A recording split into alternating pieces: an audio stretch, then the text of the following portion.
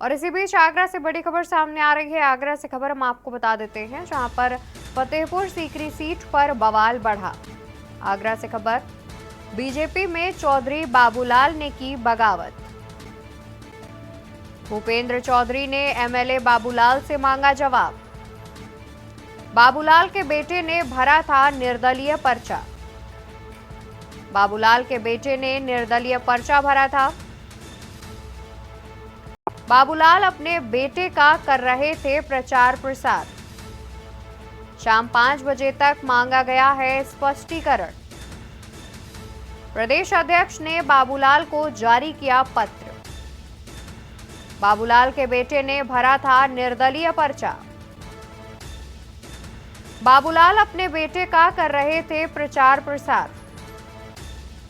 शाम 5 बजे तक एमएलए बाबूलाल से मांगा गया है स्पष्टीकरण। प्रदेश अध्यक्ष ने बाबूलाल को जारी किया पत्र और पत्र लिखकर उनसे स्पष्टीकरण भी मांगा है। शाम 5 बजे तक उनसे स्पष्टीकरण की मांग की गई है।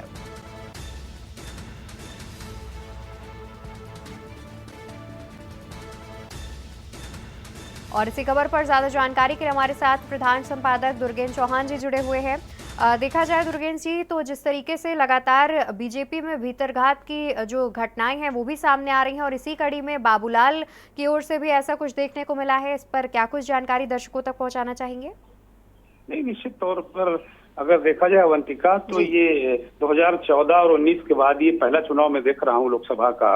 इसमें बड़ी संख्या में खासतौर पर तमाम राज्यों में इस तरह की घटनाएं आई, लेकिन उत्तर प्रदेश में इस तरीके की घटनाएं भीतरघात और बगावत जिसको कहते हैं, वो धीरे धीरे यहाँ ज्यादा इस बार देखने को मिली है।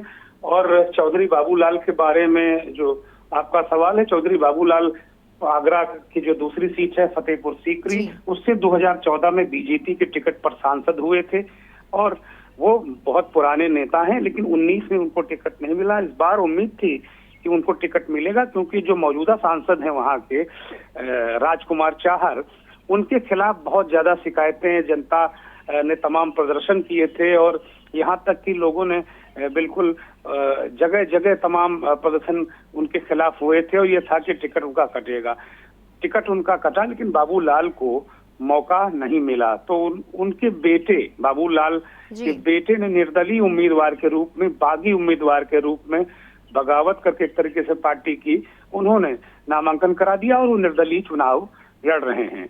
तो अपने बेटे के प्रचार में मौजूदा भारतीय जनता पार्टी के विधायक होने के बाद भी बाबूलाल लगातार पार्टी प्रत्याशी के बजाय वो अपने बेटे का चुनाव प्रचार लगातार वो कर रहे हैं। और जो वहाँ के उम्मीदवार हैं बेबी रानी मौर्य, वो मंत्री हैं उत्तर प्रदेश सरकार में, काफी ताकतवर मंत्री हैं। और चूंकि अब कल जो तीसरा चरण है अवंतिका, उसके लिए वोट डाले जाएंगे, तो जाहिर सी बात है तीसरे चरण से ठीक पहले एक संदेश देने की कोशिश की गई उत्तर प्रदेश के भारतीय जनता पार्टी के उन कार्यकर्ताओं के जो पार्टी प्रत्याशियों का या तो विरोध कर रहे हैं या अंदर से भीतरघात कर रहे हैं।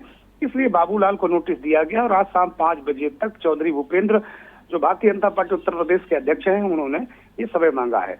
अब एक प्रकरण ये पूरा हुआ कि इसके पीछे एक संदेश और संकेत देना है। पार्टी एक कड़ा संकेत देना चाहती है। हो सकता है कि शाम तक बाबूलाल को पार्टी से निकालकर एक और कड़ा संदेश दिया जाए। लेकिन दूसरी तरफ आप देखें तो पश्चिमी उत्तर प्रदेश में केवल यही सीट नहीं रही, अलीगढ़ में भयंकर भीतरघात हुआ है। यहाँ तक कि पूर्व मुख्यमंत्री और भारतीय जनता पार्टी के बहुत बड़े नेता रहे कल्याण सिंह के गांव में भी जो वहाँ के बूथ अध्यक्ष ने खुलेआम कैमरे के सामने, माइक के सामने आकर विरोध किया कि मैंने पार्टी प्रत्याशी का विरोध किया है। सतीश गौतम, जो वहाँ उनको तीसरी बार टिकट मिला है, सतीश, जिस तरह राजकुमार चाहर का विरोध हो रहा था, उसी तरह सतीश गौतम का भी विरोध हो रहा था। तो सतीश गौतम के खिलाफ कल्याण सिंह के गांव में विरोध हुआ, और पार्टी के अधिकृत बूथ अध्यक्ष ने विरोध किया। कैमरे चुनाव वाले दिन है, जिस दिन वोट वहां पड़ रहे थे, उस दिन विरोध किया। तो जाहिर सी आपको इन तस्वीरों से पता चल जाएगा किस स्तर तक का विरोध था। और इसी तरीके से पूरे जिले में वहां पर कई जगह विरोध हुआ, और नतीजा ये हुआ कि पिछले दिनों जब चुनाव खत्म हुआ वहां का वोटिंग वहां हो गई अलीगढ़ में, तो उसके बाद फिर चौधरी भूपेंद्र जो भारतीय जनता पार्टी के उत्तर प्रदेश के अध्यक्ष हैं, उन्होंने वहां के जिला उपाध्यक्ष और मंत्री समेत आधा दर्जन पदाधिकारियों को पार्टी से 6 साल के लिए बाहर कर दिया। इसी तरीके से अगर आप देखें तो एक सीरीज, एक चेन पार्टी के खिलाफ वितर्कघातियों की है वहां पर। अरुण गोविल जिस दिन मतदान होता है मेरठ में अवंतिका, अगले दिन वो एक एक्स पर पोस्ट करते हैं कि मैंने 2 चेहरे देखे, दिखाने वाला चेहरा और दूसरा चेहरा। और हालांकि वो पोस्ट पार्टी ने थोड़ी देर बाद डिलीट करा दिया, लेकिन अरुण गोविल ने भी भारी वितर्कघात की शिकायत की है कि लोगों ने उन्हें हरवाने की कोशिश की। नतीजे कुछ भी हो, लेकिन भीतरघात जबरदस्त हुआ है। अवंतिका। बिल्कुल। और सर देखा जाए तो जिस तरीके से के न्यूज़ ये खबर जो है प्रमुखता से उठा रहा है, बीती शाम भी हमने इस खबर को प्रमुखता से चलाया था। लगातार भीतरघात की जो समस्याएं हैं वो भी बीजेपी में देखी जा रही है। शाम 5 बजे तक बाबूलाल से स्पष्टीकरण भी मांगा गया है। क्या जो ये भीतरघात करने वाले लोग हैं उन पर गाज गिर सकती है बीजेपी की ओर से? नहीं, निश्चित तौर पर गाज तो गिर चुकी है। जैसा कि आप अलीगढ़ में देखें तो 6 पदाधिकारी पार्टी से 6 साल के लिए बाहर किए गए हैं। उनमें कोई ऐसा कोई छोटा मोटा पदाधिकारी नहीं है। जो बूथ अध्यक्ष जिन्होंने कैमरे के आगे किया था उन पर भी कार्रवाई हुई है। इसके अलावा जिला उपाध्यक्ष एक ठीक ठाक बड़ा पद होता है, जिला मंत्री, इस तरीके के आधा दर्जन पदाधिकारियों को पार्टी ने बाहर किया है अलीगढ़ में। यहाँ भी चौधरी बाबूलाल विधायक पार्टी के इस वक्त के मौजूदा विधायक हैं, उनको नोटिस दिया गया है। और ये खबरें बहुत ज्यादा सुर्खियां नहीं बनी मीडिया में, लेकिन चौधरी बाबूलाल जो पार्टी के प्रत्याशी हैं, पूर्व सांसद हैं,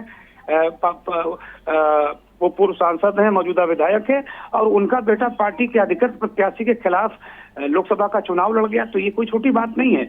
जाहिर सी बात है, जैसा मैंने कहा कि चूंकि तीसरे चरण में वोट पड़ने हैं, उत्तर प्रदेश की 10 सीटों में पड़ने हैं और पूरे देश में वोट पड़ने हैं, तो कम से कम उत्तर प्रदेश की बीजेपी संकेत देना चाहती है कि आगे कम से कम जो भी गलतियां हुई हैं मतदान के दिन ऐसा मत करो, और हो सकता है कि बाबूलाल पर कोई कार्रवाई शाम तक पार्टी कर दे। बिल्कुल बिल्कुल सर, बहुत शुक्रिया आपका सर, ज्यादा जानकारी हमारे दर्शकों तक पहुंचाने के लिए। तो आपको बता दें कि लगातार बीजेपी की ओर से भीतरघात की जो समस्याएं हैं, जो बातें हैं वो सामने आ रही हैं। तो वहीं के न्यूज़ ने इस खबर को प्रमुखता से बीती शाम भी दिखाया था और आज शाम 5 बजे तक एमएलए बाबूलाल से प्रदेश अध्यक्ष भूपेंद्र चौधरी ने स्पष्टीकरण भी मांगा है। बाबूलाल के खिलाफ एक पत्र जारी करके उनसे स्पष्टीकरण मांगा गया है।